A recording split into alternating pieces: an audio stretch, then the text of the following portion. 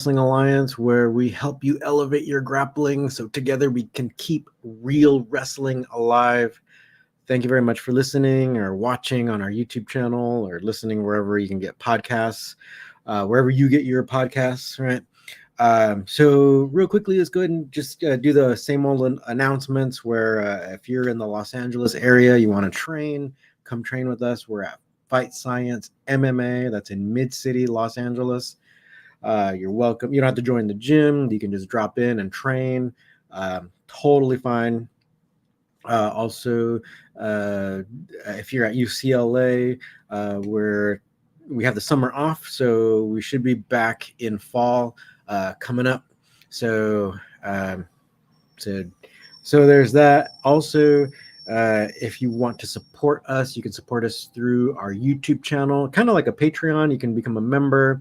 We got tons of extra videos. We have tons of kind of like not just extra videos, but like stuff where we answer your questions, and we specifically kind of give you techniques to kind of actually hold on. Let me go ahead and close the window here. I think the trash truck is. All right. Okay, that should minimize the trash truck sound because it's going to get really loud. Okay, so hopefully you can't hear it very much because I can totally hear it. I don't want it to interfere with your I don't want you to hear loud slams and stuff. All right. So anyway, you can become a member of our YouTube channel. Or if you want to study more in depth, you can become a member of the CWA Academy. That's on our website, catchwrestlingalliance.com. If you want to we actually have several one-off courses on there. It's about like passing guard, because you can use catch wrestling in virtually any kind of grappling scenario. So we have 2 pressure passing series. We have a bunch of other one-off. We have Nogi Judo, where our good buddy Juan is going to be doing a Nogi Judo seminar in Los Angeles later this month in August. So yeah, we got a lot of things up there. So you don't necessarily have to join the academy. You can always just get one-off stuff, or you can support us on our YouTube channel. All of it's really appreciated. Okay, so I think that's everything. Oh yeah, one last thing. If you have something that you want to teach, you're really good at, and you want to kind of teach it online, you can use Kajabi. You can try that out. That's that's our website platform. We have a link below where you can try it for 30 days for free. So there's that.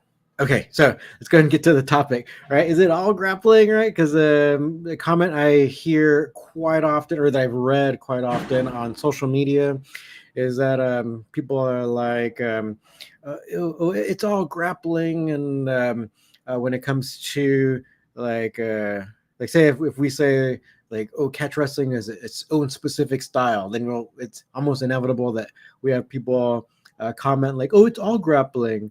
Oh, but then they'll be like huge judo fans. Actually, I see judo more than jiu-jitsu comments online a lot. But so we have these different names for different things because they're all their own style. They have their own way of doing things.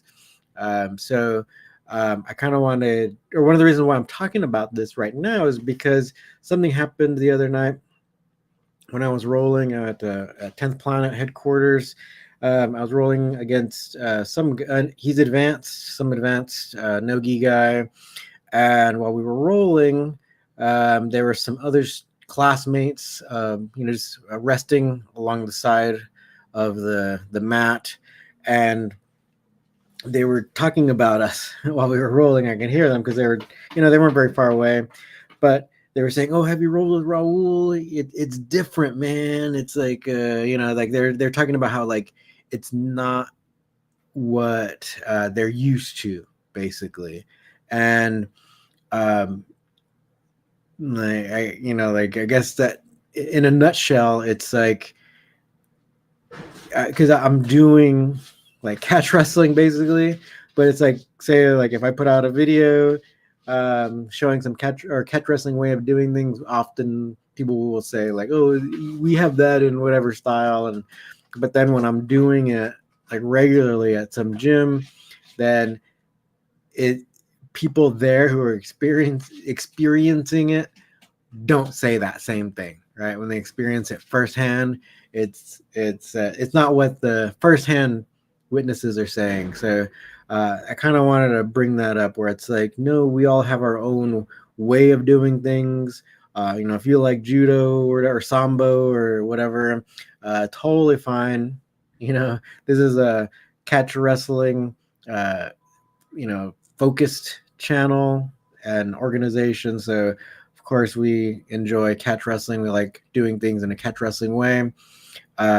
So it's not going to be like, we're not going to say, oh, it's all catch wrestling or whatever, it's all grappling. No, it's like we recognize that there are different styles, and so each style is like its own language or its own cuisine. I kind of like that analogy, where it's like, you're not mixing, you're not confusing Mexican food with Chinese food or Greek food or whatever, or even what's it called, the UNESCO, right? The UN's like cultural heritage organization declared Mexican food like its own cultural heritage. So it's like I think there's only two, which I think is kind of weird, but there's French food and Mexican food are recognized as like these cultural heritages.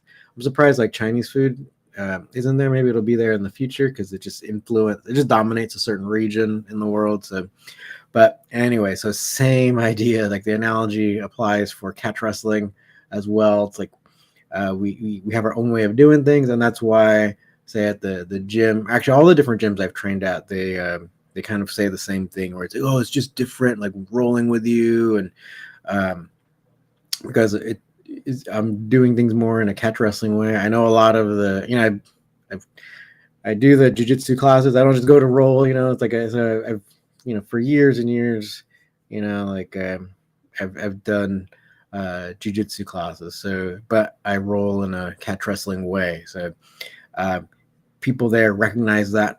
And so just kind of the jumping off point for today, I kind of wanted to also talk about the Olympic freestyle team coming up. So the Olympic freestyle competition, right? And the U.S. team. So kind of actually looking forward to it, because we kind of have, well, we don't kind of, we actually have new people competing for the United States in freestyle in the men's and women's division. So I think it's going to be interesting. Who knows if we'll do well, but I think we'll do well, or well enough, really. I'm sure we'll medal in some divisions. So according to like Flow Wrestling, the top teams for the men's freestyle are definitely the top three teams. This was like Azerbaijan, United States, and I think Iran. For the women, it's like United States, Japan, and I think it's Mongolia as well. I'm sorry, I keep on forgetting the third team of both. But for the longest time, for the women's division, Japan has just dominated. So that's why it was such a big deal when Helen Maroulis, the American, beat her Japanese opponent in the final to get the gold medal, because Japanese women just really dominate wrestling or freestyle wrestling. For the men, it's a little bit different. It's like for some reason the Japanese men aren't quite as successful as the Japanese women in wrestling. But that just means that the men have to deal with other men from other countries in wrestling. And one of the men in particular that I'm looking forward to seeing is actually Spencer Lee. He's like a multiple time NCAA champ. He's just really been phenomenal in NCAA competition. For those of you who are not in the United States, just know that in the United States, in our colleges and universities, we do a different style of wrestling. It's not freestyle. So I think that's one of I don't think it's necessarily a challenge so much, but I think that's how like the competitors from the United States, we can be different in international freestyle competition. I think because we can draw from our scholastic or like folk style wrestling tradition. So it can, I think, like kind of going in, well, definitely not expert in Olympic freestyle, but I personally, I've been seeing more and more like scrambles and stuff because quite often in freestyle, if someone gets a takedown, they'll flatten out, right, in this whole parterre position, and they'll wait for the referees to stand them up. But recently, I've been seeing more and more highlights where men and women are really scrambling in freestyle, and so I think that could be more of an influence of of maybe like seeing the Americans fighting and trying to fight for a better position. So I can't prove that for sure, but the main thing is I prefer seeing scrambles in freestyle as opposed to someone just waiting for the ref to stand them up. So I always like to see that, and so seeing someone like Spencer Lee, I don't know if you've seen his qualifying matches to qualify for the Olympics. There's actually, I think Flow Wrestling did a video where they just put all of his matches where he had to compete. So he qualified to represent the United States in his division in freestyle, but then he hadn't qualified to compete in the Olympics, so he had to go to a qualifying tournament, and he just blasted through everyone. So it's really cool to kind of see the takedown directly into like leg lace, or the different ways he kind of transitions from the takedown to get control over the other person. It's really great to see, because say like in freestyle, you will see the leg lace a lot, because it's one of the surefire ways to win, or basically to win. Because I mean, you roll the person over a few times and then you outscore them and then you win. So, but with that being said, leg lace, if you're doing like no-gi and even catch wrestling, you can really use a leg lace to your advantage. I use it quite a lot, and actually one of the one-off pressure passing series on our channel, or like our website, right? One of our courses, like Pressure Pass Volume 2, is kind of actually not kind of it incorporates the leg lace a lot to pass guard. The first series is like passing like closed guard. The second course is about passing open guard. So I show how to use leg lace principles to pass guard, more so even than getting submissions and stuff. We totally can set up all kinds of submissions with the leg lace. You can set up with like that what they call like the Texas clover leaf. You can set up so many, right? You can get into the saddle or honey hole and stuff like this from a leg lace position where you basically immobilize their legs, and then so if you follow through and get the timing right, you can set up a lot of leg entanglement positions easily.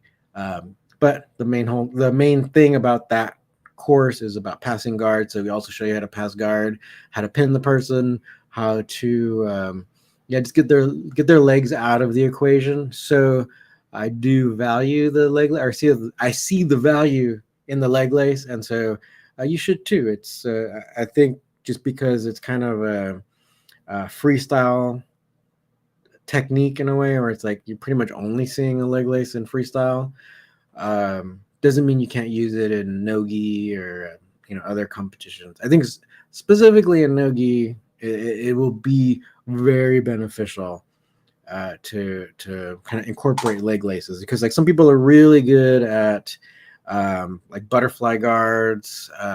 Say if you're rolling with a lot of 10th planet people, they'll do like lockdown stuff if you're not immobilizing their legs.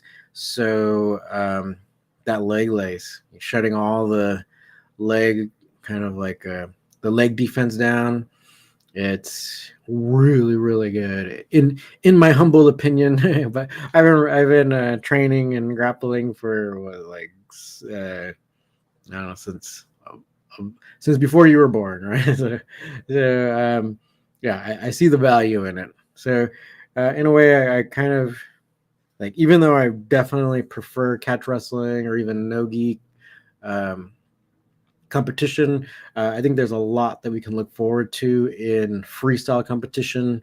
Yeah, the rest of the men are great. It's kind of interesting that we won't have Jordan Burroughs to compete this time, but we have some other people who are creative, like Zane Rutherford. He used to do a lot of leg stuff in NCAA's. Let's see if he can't like incorporate a lot of the leg riding in his freestyle. Let's see who else. Of course, Kyle Dake's kind of like the veteran. Um, Kyle Snyder, see how he does. Um, so yeah, we have like a new heavyweight, because our last gold medalist is busy with his new career. I don't know if he's doing like pro football now or whatever. But anyway, the women's division I think should also be pretty great because we also have like a lot of new faces there because we don't have Adeline Gray this time. We have one of the Blades sisters, or I'm not sure if it's I know they call themselves Blade, so let's just keep it like that because I know in Spanish there's also that last name. So, but anyway, um, the Blade sisters are also very creative in their freestyle. I remember seeing a lot of highlights. They're doing a lot of headlock takedowns, ankle pick stuff.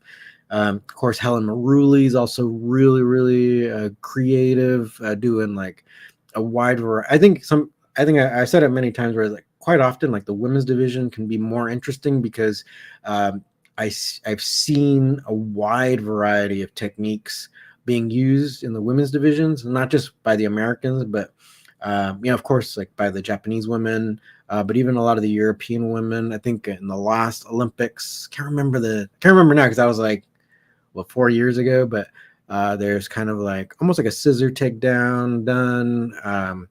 There was like a variety of techniques.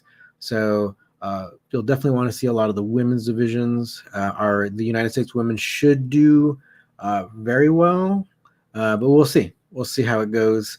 Since we have like some veterans and some people who were veterans and now they're out, so got some fresh faces. So actually, I'm looking forward to it. It'll be something different. Definitely, it's not. Of course, it's not catch wrestling, and it's not like ADCC, no gi or like submission only competition. But I think there should be a lot that you can learn. Maybe stuff that you can, or techniques that you can maybe take and incorporate into your style. Uh, um, because ultimately it's like a freestyle kind of like it has to be kind of more of an attacking system because you can get points for pushing someone out of the circle. So it is like encouraged to like at least be attacking your opponent because if they back up enough, you can get a point by backing them up out of the circle. Um, so you can kind of I'm sure there's going to be a lot of value there, so it's something to kind of look at. It's kind of like how I look at sumo wrestling. I just enjoy the fast-paced nature of the sport because both of the competitors, for the vast majority of the matches, they're fighting each other. Like they are really going at it. They're not backing down. They're fighting until someone loses. So there is a lot to learn, especially if someone's able to get a really spectacular takedown. We'll have like competitors like Hoshoryu in sumo. He's one of the higher ranked sumo wrestlers. He gets a lot of really cool throws and stuff. And so like this is at like the highest level of professional sumo. These guys know a lot of takedowns and stuff. So I think there's ultimately a lot that we can kind of like learn, or we can actually see, like in sumo, I see a lot of quarter Nelson type moves happening.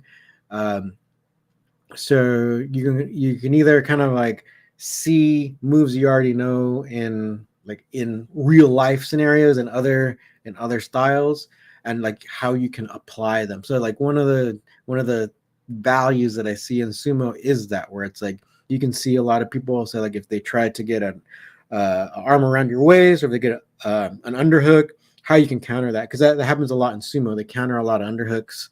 Um, um, yeah, there's a lot. There's a lot there, right, that you can learn from. You can see examples of maybe how you can apply things um, in your uh, in your style of grappling. Same thing with freestyle. Um, I don't know. Let me know your thoughts though about the judo competition. I think that was actually the least, the least edifying, right? The least you can learn from with regards to the Olympics right now.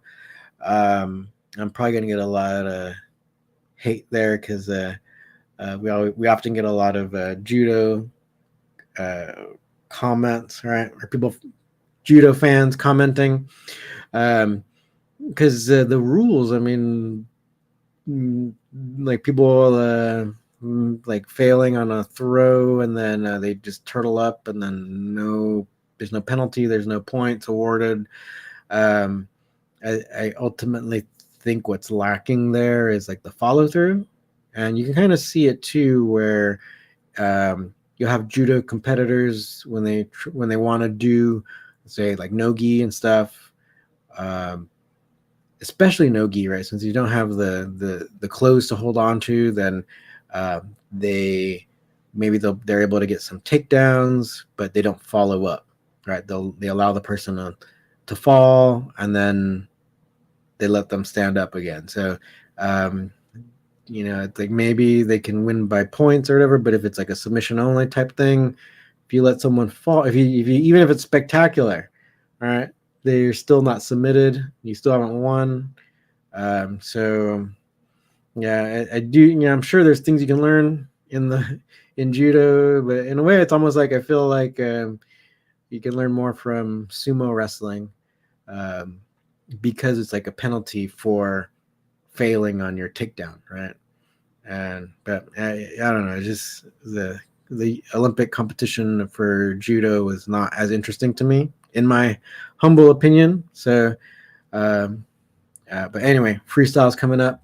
I think it should be exciting. Let's see how it plays out, right? Because every division is tough. Every weight division is tough. Um, it's like for both the men and the women. So I think for men and women, I think you're going to see a lot of exciting matches. Hopefully, we see a lot of really cool scrambles. That's my hope for that. So let me see. So yeah, feel free to let me know, or feel free to comment if there's any person in particular that you're looking forward to seeing.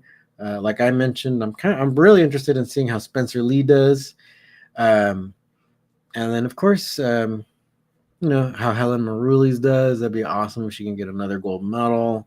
Um, yeah, see how the let's see how the rest of them do. I mean, Zane, I kind of want to see if he does some creative stuff, if he gets a takedown.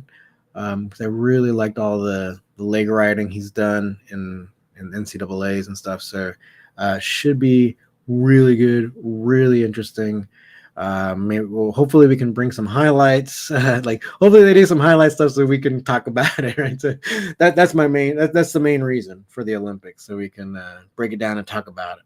But in a way, yeah, it'd be great if I can find some really cool examples of stuff that you can use, because I know like a lot of people don't really come here for freestyle, right?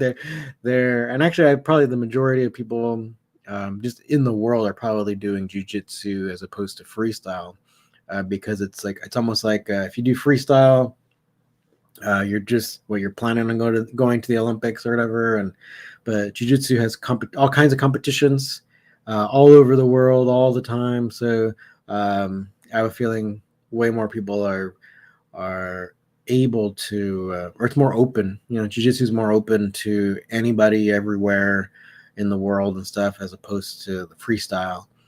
So I think there's, like I said, like I'm hoping that there's some really cool moves that happen. Doesn't have to be from an American, but like 4 years ago, like I said, I think we did a video about it. It was, I think it was one of the European women who did that really cool scissor takedown variation, and you can totally go into like leg locks and stuff from there. So hoping we get a lot of highlights this time too.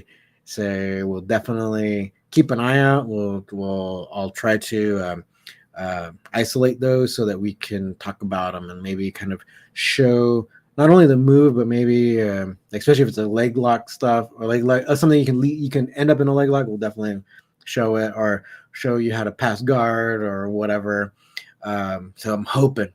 I know in a way, like yeah, I'm hoping the Zane train can do some cool leg riding stuff, so we can show that ultimately. Right? So it's like do your leg riding stuff, but do that leg riding thing you do, kind of. So that's my hope. That's my hope. But also Spencer Lee, man, just like showing how like transition from like directly into leg lace from takedown. I think that's something really valuable. So we'll be on that, and hopefully you're watching too, so we can chat about it. So I think I'll keep this one short just to let you know what we're up to. And yeah, like we're like kind of I started the whole thing, this whole podcast where no, we know these are different styles. So in a way, I personally don't like when people are like, it's all grappling. It's like, no, we all have different styles. We're all different cuisines. And, it's like, we're not exactly doing the same thing. We're not always talking the same language and stuff. So it's different enough. So, all right, with that being said, feel free to support us on our YouTube channel or become a member of our academy, CWA Academy, catchwrestlingalliance.com, or you can train with us in Los Angeles. You're welcome to train or to even do one of our one-off courses on our website as well. It's all there. So thank you very much for listening. We're here to help you elevate your grappling, so together we keep real wrestling alive. See you next time.